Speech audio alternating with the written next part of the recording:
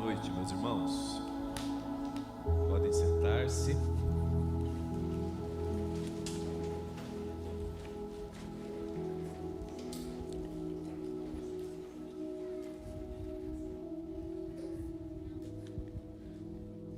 Privilégio para mim estar aqui com vocês novamente. Eu estive aqui, eu acho que em novembro, dezembro, por ali. Eu rapidamente conheci o Tiago através de uma família que participa aqui da comunidade, e rapidamente a gente fez uma amizade muito bacana. Hoje ele não está, mas eu fui muito bem acolhido, recebido pelo Flávio, pela Nara, pelo Wagner, por todos. E como nós estamos aí à véspera do Dia dos Namorados, o Tiago pediu para eu compartilhar com vocês uma reflexão a respeito de relacionamentos. Talvez ou você está namorando, noivo, casado, divorciado, e mesmo que você não queira nada disso, você não queira casar, não queira namorar, já passou por um divórcio, está todo traumatizado no que diz respeito a relacionamentos, ou tem 15 anos, 30 anos, 60 anos e pensa que isso não é mais para você, mas você não tem como você fugir de se relacionar-se com outras pessoas. Estranhamente, a minha formação em teologia me levou também para uma formação em psicanálise. Eu também sou psicanalista. Então eu sempre gostei de estudar sobre saúde mental, sobre saúde emocional, e lido com muitas pessoas, pastores, líderes, individualmente, em grupo. E algum tempo atrás eu vi uma reportagem na CNN que um dos grandes fatores ligados à nossa falta de saúde emocional, de saúde mental, a ansiedade, depressão, pânico, entre outras coisas, está profundamente ligado a um senso de solidão. Solidão. Estranhamente, nós vivemos hoje inundados pelas redes sociais, aonde mesmo que você não curta, não goste ou não tenha todas elas, que são muitas, né? Não sei nem quantas existem hoje, mas YouTube, Twitter, Facebook, Instagram e mais uns nomes que eu não sei. Mas de alguma forma, talvez você tenha inúmeros amigos no Instagram, no Facebook.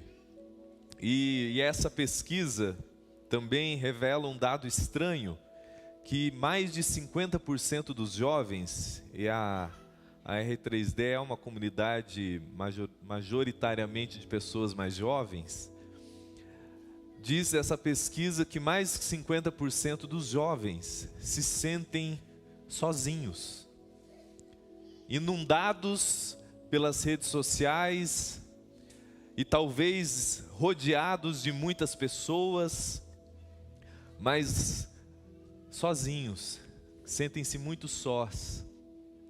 E isso afeta muito a nossa saúde emocional. Só que, se a gente pode pensar num dos grandes desafios para a existência humana, é o desafio de se relacionar. Seja com seu namorado, namorada. Quem é casado sabe o desafio que é você viver o relacionamento. É uma das coisas mais maravilhosas, mas é uma das coisas mais desafiadoras. Se você, seja na vida conjugal ou relacionar-se comunitariamente, você estar em comunhão de uma forma genuína. Não estou falando de você bater papo de 5 minutos, isso não é relacionamento, isso é um social dos mais superficiais. Estou falando de vínculos, é desafiador. E eu queria ler com vocês, quem tem aí a sua Bíblia, aplicativo, em Filipenses, porque mesmo aí com uns anos aí como psicanalista, você vai ver, sobretudo nas cartas de Paulo, tem um teólogo que eu gosto muito, em inglês, chamado Martyn Lloyd-Jones. Ele é do século passado, e ele tem uma expressão que eu gosto muito, que ele diz que no Evangelho existe uma psicologia profunda. E quando você vê, sobretudo nas cartas de Paulo, nas cartas apostólicas, pastorais dele, você vai ver como que essa psicologia profunda do Evangelho lida com os nossos vínculos, como que poder que o Evangelho fornece para o nosso coração, para a nossa mente, que traz saúde para os nossos vínculos, traz saúde para as nossas relações conjugais, de amizade. E essa carta de Paulo aos Filipenses, ele traz um tema, um conceito, e que você vai ver em outras partes das Escrituras, mas como referência eu quero ler com vocês Filipenses 2, do verso 3 em diante. Eu vou ler aqui na versão da Almeida e da Strong, que é assim: nada façais por partidarismo, contenda, nem por orgulho, vanglória, mas por humildade, considerando cada um os outros superiores a si mesmo. Não tenha cada um em vista o que é propriamente seu, não priorize você, senão também cada qual o que é dos outros. Priorize os outros. Tende em vós o mesmo sentimento que houve também em Cristo Jesus, pois ele, subsistindo em forma de Deus, não julgou como usurpação o ser igual a Deus, não se apegou a isso. Antes a si mesmo se esvaziou, assumindo a forma de servo, tornando-se semelhante em semelhança de homens, e reconhecido em figura humana, a si mesmo se humilhou, tornando-se obediente até a morte, morte de cruz. Pelo que também Deus o exaltou sobremaneira, e lhe deu o nome que está acima de todo nome, para que ao nome de Jesus se dobre todo o joelho, nos céus, na terra e debaixo da terra, e toda a língua confesse que Jesus Cristo é o Senhor, para a glória de Deus Pai. Esse texto, Paulo está trazendo para nós uma postura muito revolucionária de como que nós devemos conduzir as nossas relações. Talvez aí você está namorando ou querendo namorar, ou já está casado ou querendo casar, ou está querendo se divorciar, não suporta mais o seu casamento, e você tem tentado entender como você deve conduzir as suas relações.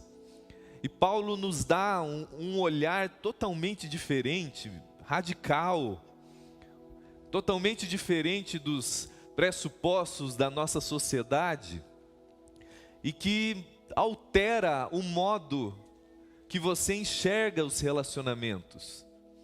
E isso é tão poderoso porque altera o modo que você se enxerga diante dos relacionamentos.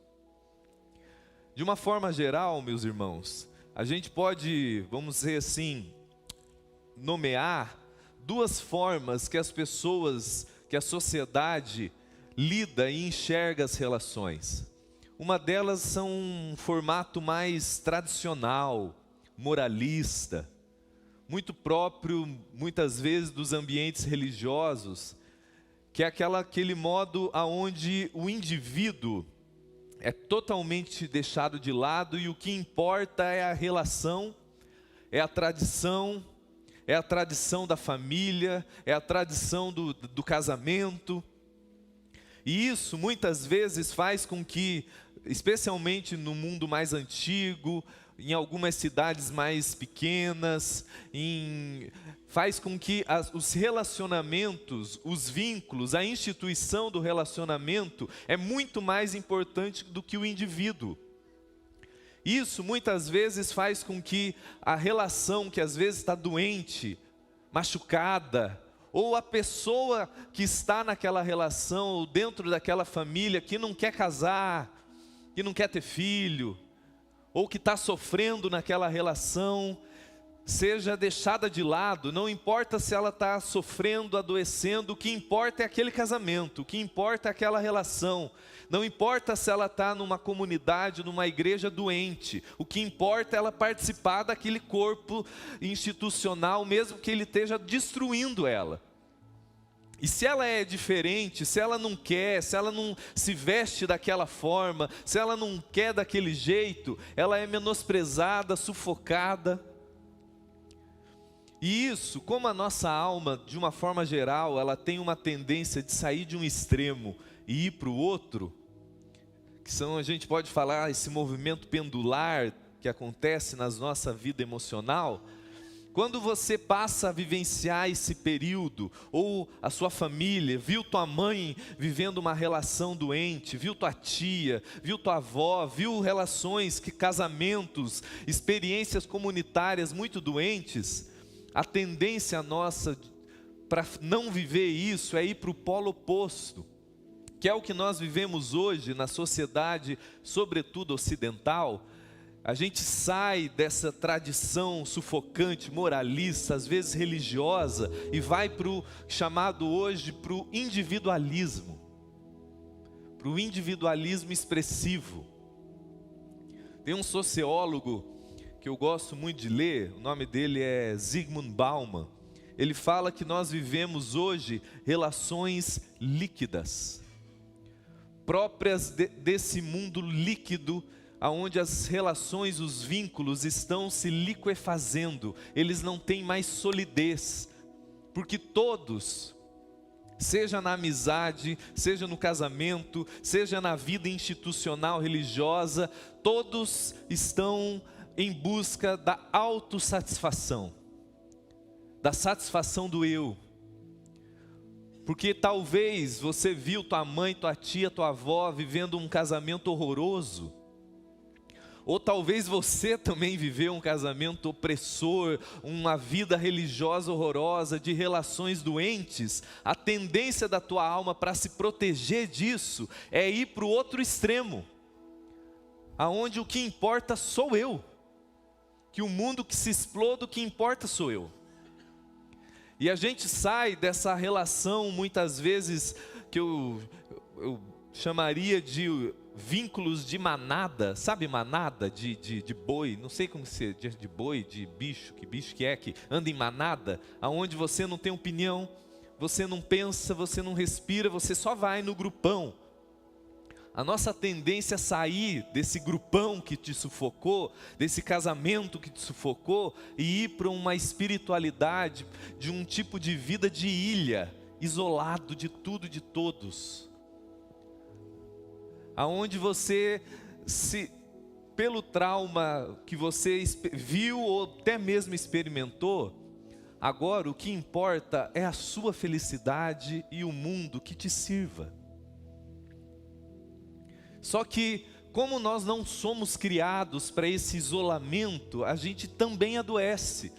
A gente tentando fugir de relações doentes, a gente cai no individualismo que também nos adoece. E você, cristão, que ama Jesus, até muitas vezes busca não cair nessa loucura, e busca viver relações sadias, busca viver um casamento sadio, ou está namorando, ou está pensando em namorar e construir uma família sadia. Mas uma coisa que você vai percebendo rapidamente, se você não se aliena das coisas, o quanto é desafiador. É um desafio como ter relações pacificadas, relações maduras, um casamento sadio, uma vida comunitária sadia. E o que Paulo abre para nós é um conceito tão revolucionário, porque ele mostra que o Evangelho não lida com os nossos vínculos, com a nossa conjugalidade, de nenhum desses extremos. Mas ele nos faz lidar, antes de tudo, com dimensões muito profundas, nos faz encarar dimensões muito profundas no interior humano, que eu não vou conseguir desenvolver relações sadias se eu não tiver um olhar muito honesto sobre o que acontece dentro de mim. Eu costumo falar que eu não faço terapia de casal. Eu atendo pessoas casadas, que é bem diferente. Porque geralmente a pessoa que faz terapia de casal, e poucas vezes eu tentei, geralmente é uma bateção de boca, um enfiando o dedo na cara do outro, e sempre o problema é o outro, e sempre fica na superfície da coisa. Mas quando você olha para a existência humana à luz do Evangelho, você vai ver que existe algo por detrás daquela briga, daquele conflito, daquela contenda, daquela briga toda. E Tiago, no capítulo 4, verso 1, ele diz algo muito cortante, porque ele fala assim: da onde vêm as guerras? Da onde vêm os conflitos? Da onde vêm as desavenças, seja macro, entre países, ou seja micro, entre você e tua mãe, entre você e o teu marido? Da onde vem o conflito que faz você e o seu marido ficar uma semana sem se falar? Da onde vem os conflitos que faz você brigar com teu irmão, com a tua tia, com a tua avó, com a comunidade, o pessoal do louvor entrar em conflito? Da onde vem? Daí a gente fala macro, o problema é a política. O problema é o temperamento dela. O problema é a criação da família dele. O problema, e a gente começa a enumerar, e Tiago fala algo muito cortante, que ele diz assim: da onde vem, senão dos desejos e paixões do coração humano?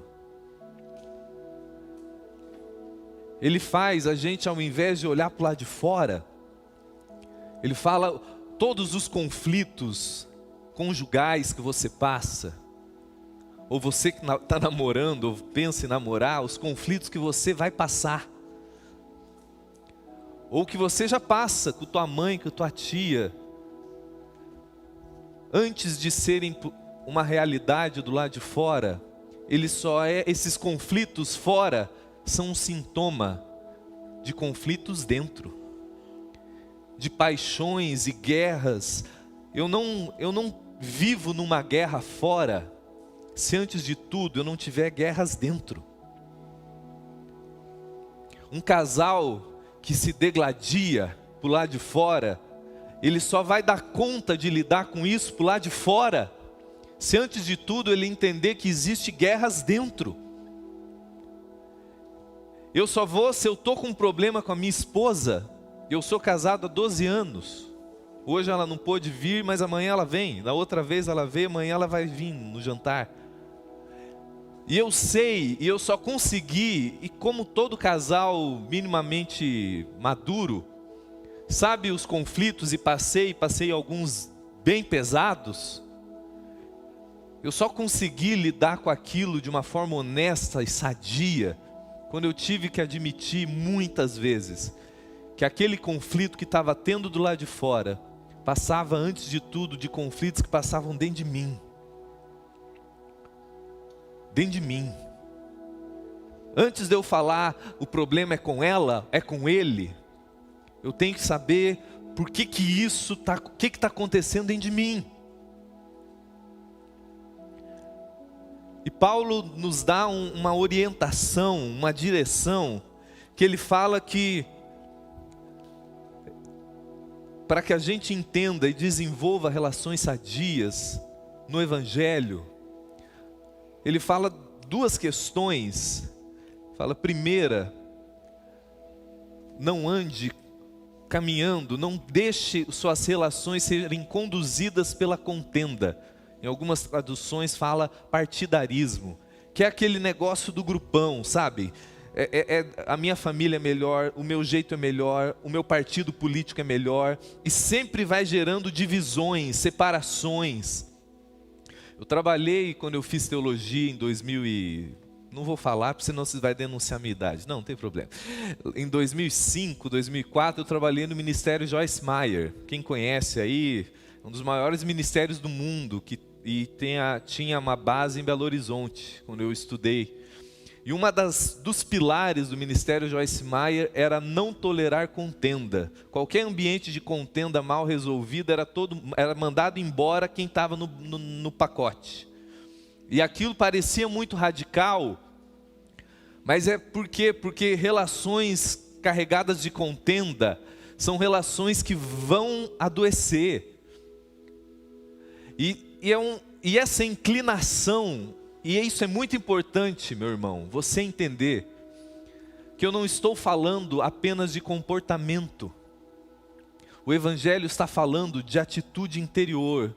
Existe na natureza humana, minha, sua, da faxineira ao presidente da república, do pastor ao médico, ao músico, uma inclinação interior que sempre vai nos puxar para a contenda. Mas Paulo vai além.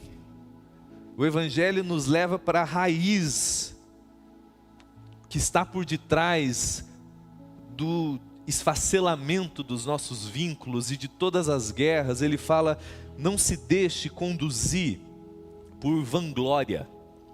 Ou em algumas traduções está por orgulho. O problema por detrás de todos os problemas, o conflito por detrás de todos os nossos conflitos é orgulho, vanglória. Essa palavra no original grego, ela significa literalmente vazio de glória. Vazio de glória. O que está por detrás do adoecimento do teu casamento, do teu namoro, da tua vida comunitária, o que adoeceu e fez você se divorciar, o que está fazendo você ter intriga no seu trabalho, o que faz ser tão desafiador a gente ter amizade, casamento, namoro, é que a gente lida, existe algo na natureza humana que precisa ser continuamente tratado, e o único poder genuíno que tem capacidade de lidar com isso é o Evangelho, é o orgulho, esse vazio de glória, esse vácuo interior, esse senso profundo que existe dentro de você e de mim, quando o nosso coração não está sendo envolvido no Evangelho, de que uma insegurança profunda, essencial, que faz você e eu sermos desesperados por reconhecimento e validação. Um vácuo interior, um vazio de glória, de honra, que faz com que a gente o tempo todo esteja buscando que alguém nos afirme, alguém nos valide, alguém dê um senso de glória. E essa compreensão é muito mais profunda do que uma mera análise psicológica, é uma análise teológica da natureza humana. E você vê isso rapidamente quando você lê, por exemplo, Romanos 1 e 2, quando Paulo vai descrever que o ser humano, você e eu, nós somos criados, vocacionados para desfrutar e revelar a glória de Deus. Essa é a nossa vocação essencial, desfrutarmos, recebermos de Deus o tempo todo amor, aceitação, validação, um senso de glória e refletirmos isso para a criação. Só que como o ser humano, a palavra teológica é caído por causa da queda, o ser humano se rebelou contra a sua vocação, ficou esse vácuo. essa insegurança de que a gente não tem mais. A máxima de Paulo em Romanos 3 é que todos pecaram, todos perderam, estão vazios de glória. Só que esse vazio de glória faz com que a gente tente o tempo todo, de todas as formas, preencher. Tanto que Jesus, lá em João 5, ele denuncia as relações dos fariseus. Ele diz assim: vocês estão o tempo todo se gloriando uns nos outros. Porque uma das coisas que a gente tem que entender é que a gente vai tentar, como o nosso destino, a nossa vocação é para experimentar glória. Essa é a vocação humana essencial. E como há essa insegurança que habita o peito de todo ser humano, a gente tenta preencher isso na carreira, no dinheiro, no sexo, em todo tipo de coisa. A gente tenta preencher esse vazio, algo que nos afirme, que diga que a nossa vida vale a pena, que diga que a gente é alguém. Só que quando eu não entendo isso dentro de mim, eu não entendo esses processos dentro de mim, o que Paulo está denunciando, o que o Evangelho alerta, é que a gente vai fazer isso nas relações. Ele diz assim: não permita que a sua vida, você conduza as suas relações por vanglória, ou que o orgulho, que você conduza o seu casamento, a sua vida comunitária, suas amizades, com esse senso de vanglória, porque você vai tentar preencher esse vazio de glória às custas das suas relações. Então você se casa, você tem amizade, você vai trabalhar e tem vínculos relacionais, usando as pessoas para que elas, teu marido, teu namorado, tua esposa, teus filhos, preencham esse vazio e digam que você é alguém. Aí você começa a conduzir os seus vínculos, na maioria das vezes inconsciente, com uma lógica de mercado, com relações de custo-benefício. Então eu namoro, eu caso, eu tenho filho, para que o outro me faça me sentir alguém. Então eu uso o outro, ao invés de eu amá-lo, servi-lo, eu uso das minhas relações, mesmo que eu não me dê conta disso, para que o outro me faça eu me sentir bem, para que o outro me afirme. Hoje em dia tem um nome chique, network. Nada contra você, na sua profissão, quando as coisas são ditas às claras. Eu sou, sei lá, engenheiro e eu estou desempregado, eu vou fazer relações sociais, eu quero conhecer donos de construtora, e ninguém está fingindo para ninguém. O problema é que quando as coisas, isso vai virando um molde do seu olhar da vida, e você começa ao tempo todo usar o outro como essa lógica de mercado. Aí as nossas relações vão ficando cada dia mais líquidas, porque, vamos dizer, eu moro num condomínio ali em Balneário, que na frente tem uma vendinha, sabe essas vendinhas de bairro? E se eu vou lá procurar leite, papel higiênico, e um dia eu fui comprar papel higiênico, era aqueles horroroso, e o que eu fiz? Eu falei, obrigado, Deus abençoe, e fui umas 4 quadras e tinha um mercado gigante. Por quê? Porque eu me relaciono com aquele mercadinho ali com a lógica de mercado, com o custo-benefício. Então aquilo não era bom, ou eu achei algo melhor, com um preço melhor, que dava menos trabalho, eu fui e comprei. Mas o problema é quando isso vira a lógica dos meus vínculos. Então, se a minha amizade com você não está me satisfazendo o tempo todo, eu jogo fora. Se o meu casamento não está me afirmando e preenchendo as minhas inseguranças o tempo todo, para quê? Eu descarto. E eu caso, e eu busco um marido, uma esposa, não Lógico, meu irmão, você não vai casar com alguém que você não sente nada, mas não é simplesmente pelo caráter, pela consciência. Não, é como ele me faz me sentir o tempo todo. Então eu tenho filho para isso, para me sentir bem ao meu próprio respeito. Então eu caso para isso. Então eu uso o outro. Só que aí, quando eu começo a desenvolver relações dentro dessa lógica, conduzidas por orgulho, por vanglória, e lembre-se, essa é a tendência de todos nós. A minha mente se fixa na comparação e na competição. Eu começo a me comparar e competir com tudo e com todos. É mãe com filha, é filha com filho, é marido com esposa.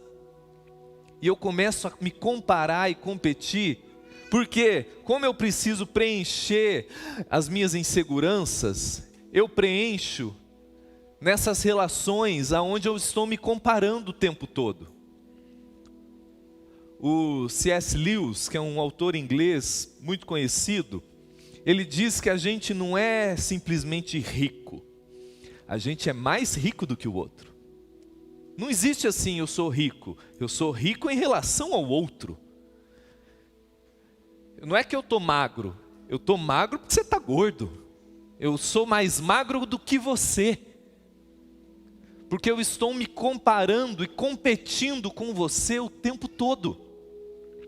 E isso faz com que a minha experiência interior, a minha saúde interior, se movimente em dois tipos de complexo: de superioridade ou inferioridade.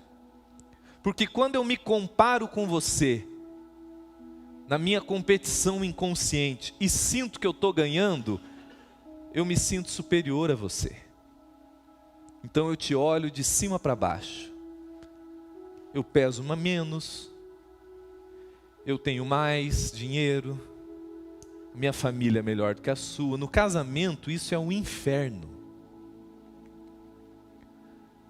Porque nessa competição existencial que eu não me dou conta, que eu vivo com você, eu estou sentindo que eu estou ganhando, que eu sou melhor do que você. Só que às vezes eu sinto que eu perco. Aí o meu complexo, o senso interior meu é de inferioridade. Então eu te olho de baixo para cima, porque eu sinto que eu estou perdendo. Mas notem, dentro da lógica da psicologia profunda do Evangelho, seja o superiorizado arrogante ou o inferiorizado murchinho ali, ambos têm a mesma raiz: orgulho. A pessoa mais arrogante é a mais insegura. O que precisa gritar, humilhar, cara, o que tem ali é só uma criancinha insegura que precisa depreciar o outro para se sentir melhor ao seu próprio respeito. Só que o mudinho, o que não fala nada, também. Só que em algum momento eu sinto que eu ganho, aí eu inflo, aí eu viro um pavão gospel. Em algum momento eu sinto que eu perco, aí eu me sinto um cocô do cavalo do bandido. Mas a base está em vanglória, orgulho.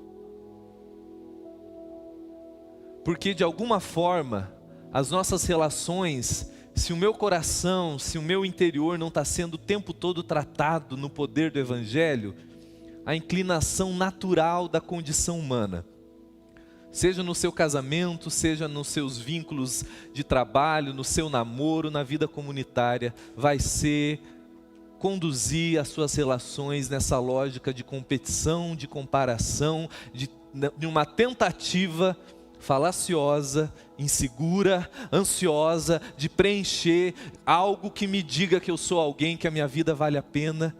E a receita da frustração: aí você vive vínculos ansiosos, inseguros. Se o seu filho não faz do jeito que você quer, Você não está simplesmente corrigindo para discipliná-lo pelo bem dele.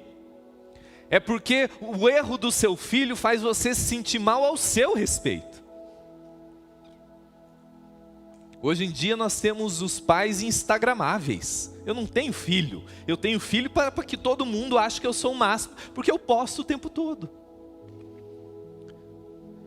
Já passou? Já teve essa experiência? Deus abençoe que não seja você o caso dessa experiência, de você estar com alguém que assim, ninguém se trata bem, o filho é um horror de mal educação, o pai é um cavalo com o filho, mas na hora de postar todo mundo ao doce. Postou, agora volta a virar assim.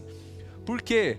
Porque eu preciso que de alguma forma, mesmo que seja idiota, eu me sinta bem, porque alguém achou que eu sou melhor. Cara, e aí, as minhas relações vão se deteriorando. Meu casamento vai esfacelando, porque são dois inseguros, tentando se afirmar o tempo todo. E isso vai sufocando, você vai trazendo um nível de pressão no seu cônjuge, no teu namorado, na tua namorada, porque ninguém dá conta. Ninguém dá conta. Você vai exaurindo a si e o próximo. E Paulo dá um olhar diferente, ele fala ao contrário. Tenha suas relações conduzidas por humildade. Humildade. O conceito de humildade na nossa mente, geralmente, quando a gente vai falar, aquele ali é humilde, é uma pessoa muda, pobre financeiramente, que não tem opinião para nada, porque ele é humilde. Não tem nada a ver.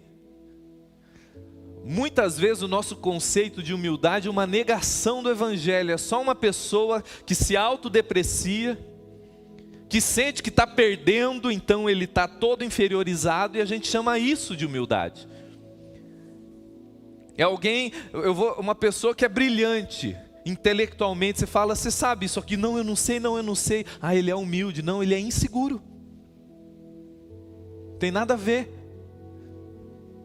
O conceito de humildade do Evangelho é extremamente poderoso, porque ele vai dizer que esse conceito de humildade, ele fala, tende em vós a mesma atitude de Cristo Jesus. Ele é o humilde dos humildes, e você não vê Jesus se flagelando, eu não valho nada mesmo, eu estou perdendo mesmo.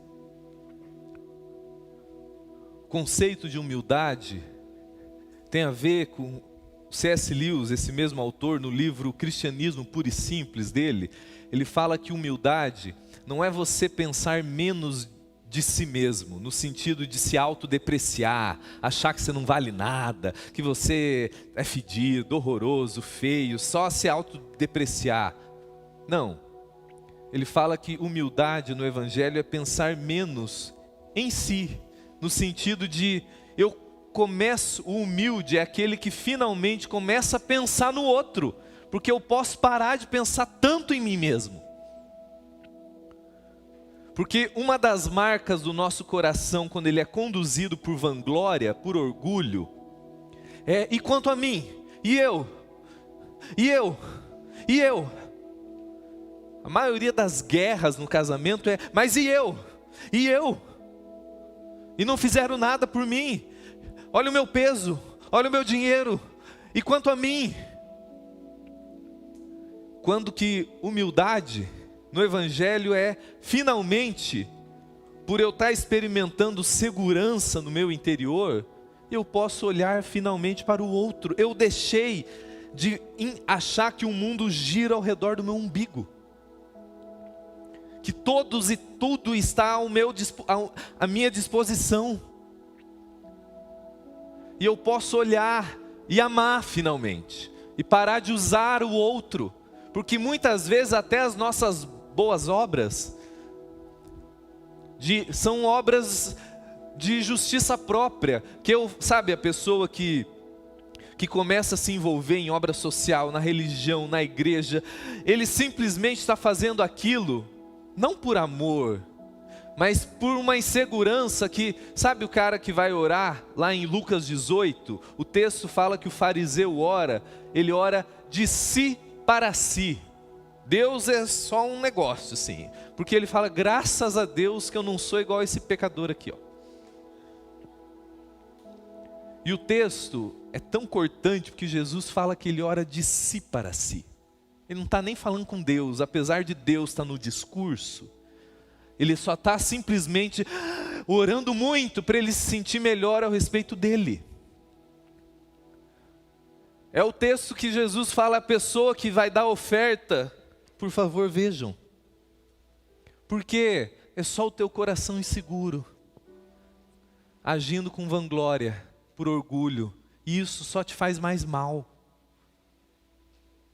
Humildade, o texto começa de Filipenses 2, ele fala assim, se por vocês estarem em Cristo, tendo nisso motivação, poder, consolo no Espírito,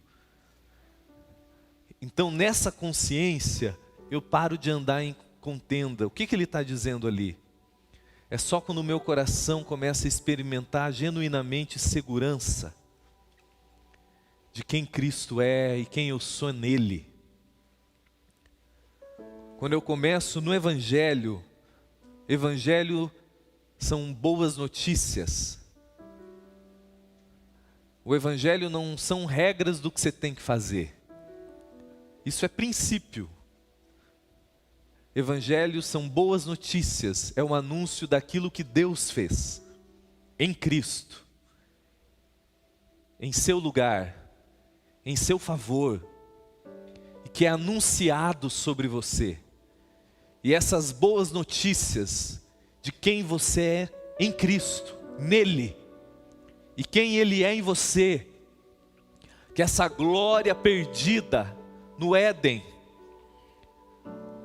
surpreendentemente é renovada sobre você em Cristo.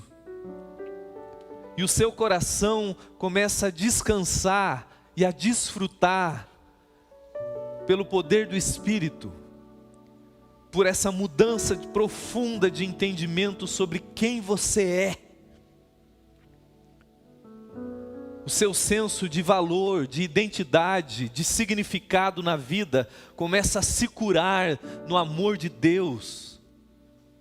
Suas inseguranças profundas começam a se curar em Cristo. E a sua alma finalmente começa a experimentar descanso, segurança. E você pode parar, finalmente, de parar de pensar em você, porque o seu coração está experimentando segurança, e agora você dá conta de pensar no outro. Porque antes você não dava conta, porque humildade no Evangelho não é uma ordenança moral, tipo, faça assim para Deus te amar. Humildade no Evangelho é fruto de um entendimento, de um coração enraizado no amor de Deus em Cristo, e que como fruto dessa consciência que descansou na graça de Deus, você vai dando conta de amar, de se sacrificar, de servir. Eu só dou conta de lidar com os meus conflitos, porque conflito em casamento, em amizade, em vida comunitária, tem que ser resolvido. A gente não varre, a gente não finge que não aconteceu, a gente conversa. Mas eu só dou conta de largar as pedras e conversar de verdade quando eu entendo que a minha vontade de jogar pedra na cara dela, tem a ver com as minhas inseguranças. Você quer ver um exemplo, um sintoma de como o que está te matando é o teu orgulho? Ofensa. Aquilo que te ofende, pá! Pode saber que a fala da tua esposa, do teu marido, do teu tio, do teu pastor, do teu amiguinho, pegou justamente numa área que você é muito inseguro. Por isso que te ofende tanto. Você quer saber se aquilo pegou justamente naquele senso de vazio de glória que a sua alma insiste em ficar? Aquilo que te ofende demais.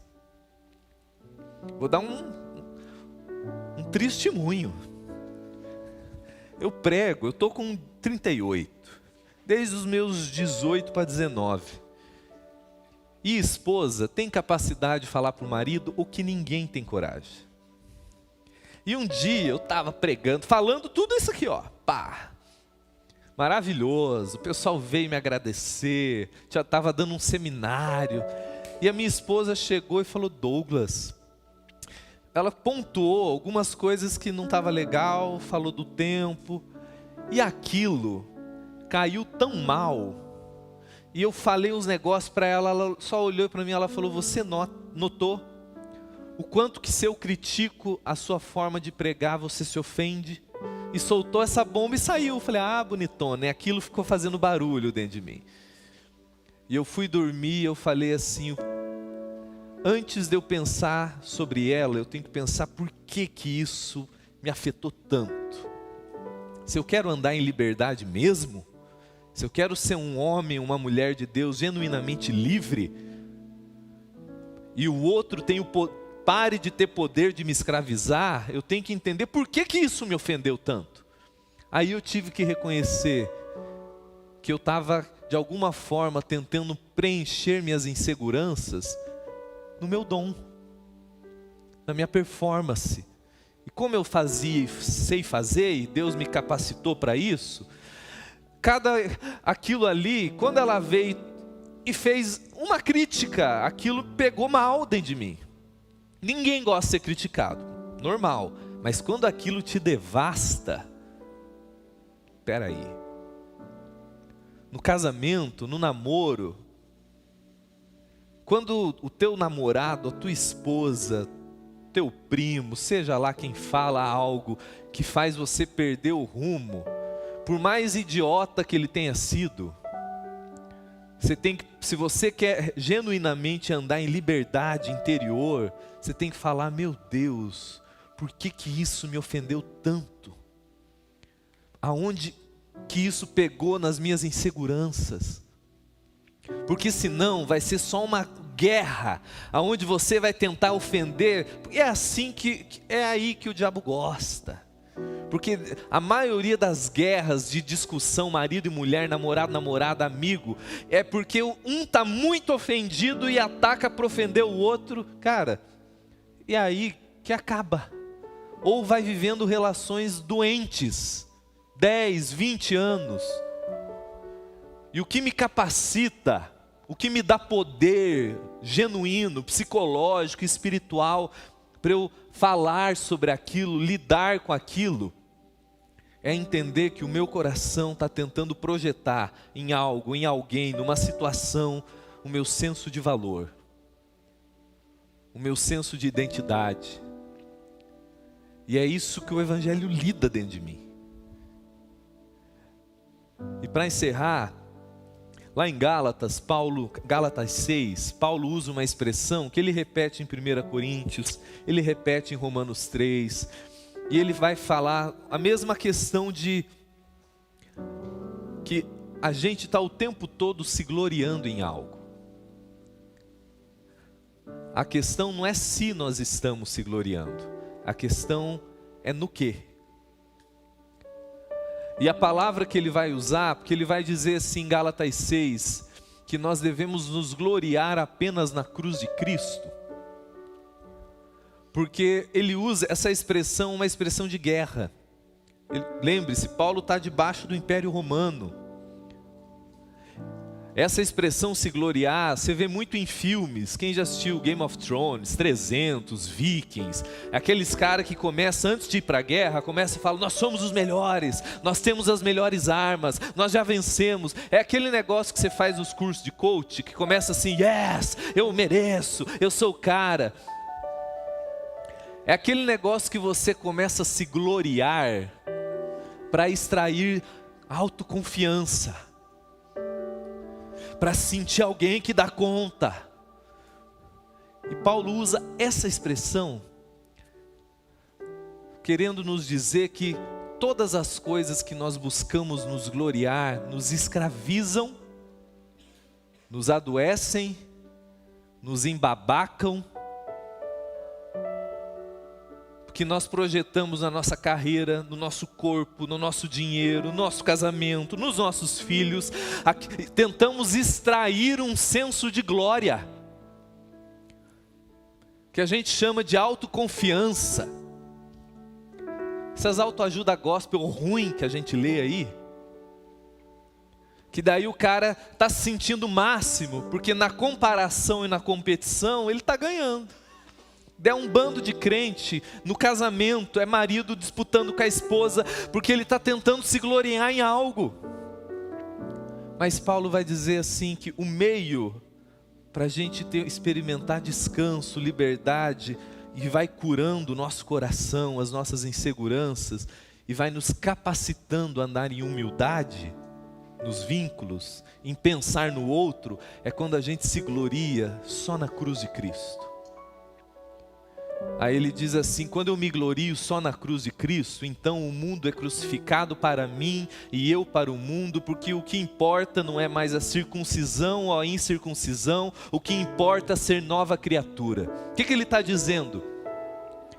O meu senso de glória, o meu senso de quem eu sou, de valor, de significado, de identidade, é extraído apenas da graça de Deus revelado em Cristo na cruz. Ali,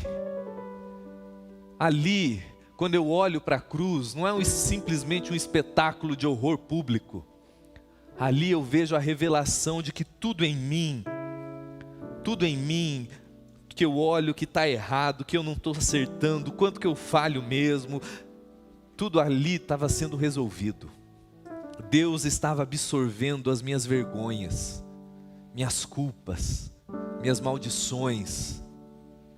De uma vez por todas, Ele estava, o justo juiz estava sentando no banco dos réus, no meu e no seu lugar, absorvendo a nossa sentença de morte. E eu me glorio nisso, porque eu sei quantas fraquezas eu tenho, quantas coisas que precisam de tratamento e cura, mas eu em Cristo estou justificado e eu me glorio nisso.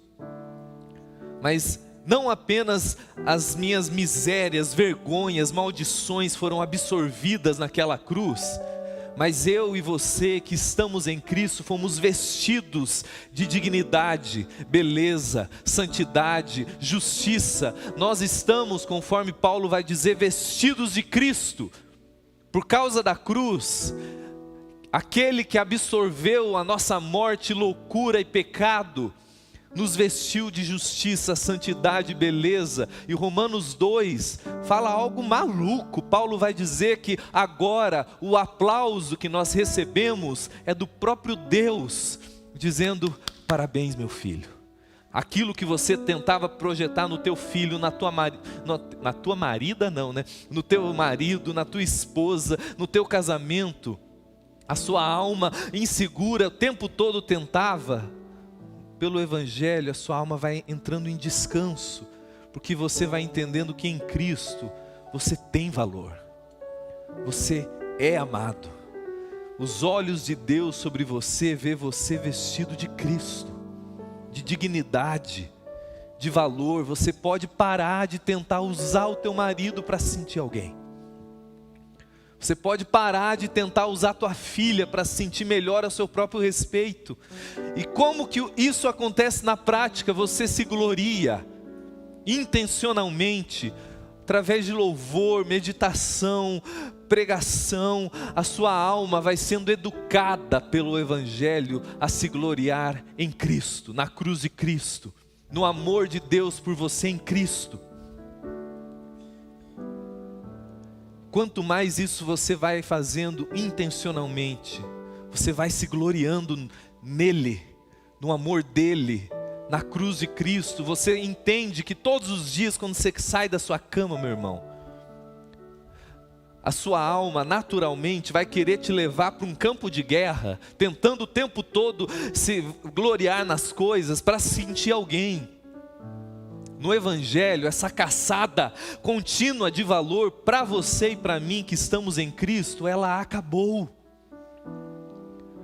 Você está nele. E porque você está nele e se gloria nele, o seu valor você encontra nele, a sua identidade você encontra nele, a sua segurança, a sua glória, a sua busca por glória, acabou em Cristo.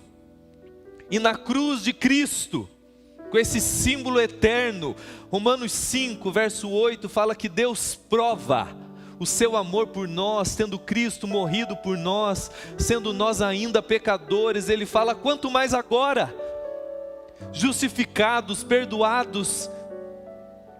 E você olha na cruz de Cristo e na graça de Deus revelada ali, e fala, é aqui minha alma, é aqui minha alma que eu encontro o meu senso de glória. É isso que eu precisava. Isso não exime você de conflitos em relação. Isso não faz com que o seu casamento vire cor-de-rosa. Isso não faz com que todo mundo vire um docinho, não. Mas isso vai tirando a tensão interna da relação. Porque você vai dando conta de andar em humildade, numa atitude como a de Cristo. João 13, eu achei muito bacana, eu não sabia que tinha ceia hoje, fiquei sabendo chegando. Mas João 13, na última ceia, fala que Jesus tem a chamada cena de lava-pés. Jesus lavando os pés dos discípulos. Mas o texto começa de uma forma maravilhosa, que ele diz assim: e Jesus, sabendo quem ele era, que tinha vindo do Pai e voltaria para o Pai. E Jesus, sabendo quem ele era, que tinha vindo do Pai e voltaria para o Pai, se levanta, por causa do que Jesus sabia ao seu próprio respeito. Ele podia, ele tinha força interna, psicológica, espiritual para olhar e falar, eu estou aqui para servir vocês. Enquanto o nosso coração não está se gloriando, extraindo o nosso senso de glória, do amor de Deus revelada na cruz, nós vamos usar os outros. Você vai usar teu filho, você vai usar teu marido, você vai viver em guerra com o mundo e com todos, porque está acontecendo uma guerra dentro de você. Mas quando o Evangelho é poderoso, porque é esse poder que vai lidando com essas guerras e pacificando. A ceia, a oração, o louvor, não é só um rito, é um meio de você se gloriar, trazer à memória a sua alma, quem você é em Cristo, quem Cristo é em você, o amor de Deus por você. É isso que vai curando o seu coração e, como consequência, vai curando os seus vínculos. Sem fazer merchan, mas já fazendo, eu vou fazer um seminário semana que vem para casais, namorados, noivos. Até a Nara e o Flávio vão fazer, vai ser uma bênção. Vai ter outros pastores, vai ser uma imersão de 2 dias. E por que eu estou citando isso para vocês? Para vocês fazerem, estou brincando, também pode fazer. Mas por quê? Porque a maioria dos casais que me procuram, solteiros que me procuram, a pessoa está achando, o meu problema é isso, o meu problema é sempre para o lado de fora. O Evangelho faz a gente dar 10 passos para trás e olhar e falar, o que está acontecendo dentro de mim?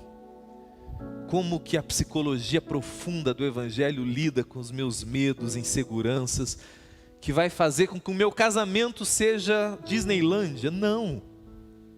Mas eu vou dando conta de conversar, eu vou dando conta de ouvir, eu vou parando de me ofender tanto. Mas isso não é mágica instantânea de micro-ondas.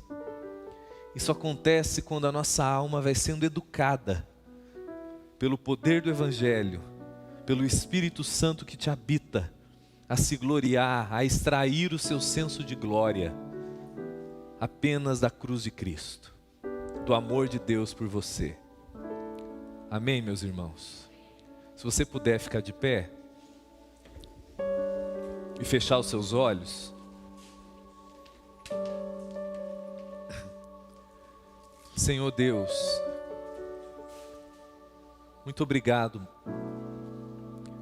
Muito obrigado pelo privilégio de ouvirmos mais uma vez a Tua voz através da Tua palavra. Eu sei, meu Pai, que o Teu Espírito Santo que habita o coração de cada um dos meus irmãos ministrou de um modo único, peculiar, a realidade de cada um deles.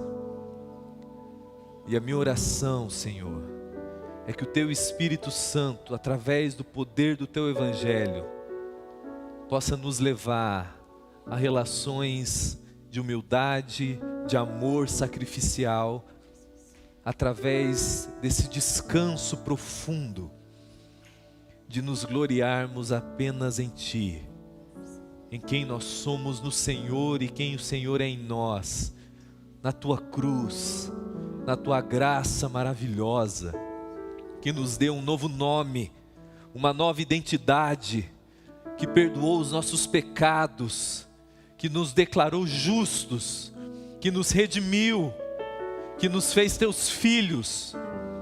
Que essa segurança profunda que vai curando esses vazios de glória que muitas vezes latejam no nosso peito, que o Senhor possa nos levar a esse lugar contínuo e profundo de segurança, descanso e paz, de nos vermos como Teus filhos amados, como Teus amados, redimidos, aceitos, aonde podemos finalmente parar de usar os outros, mas amar os outros. É só o Senhor que tem esse poder de fazer isso em nós. Em nome de Jesus, muito obrigado, porque sei que o Senhor já está fazendo isso. Em nome de Jesus. Amém.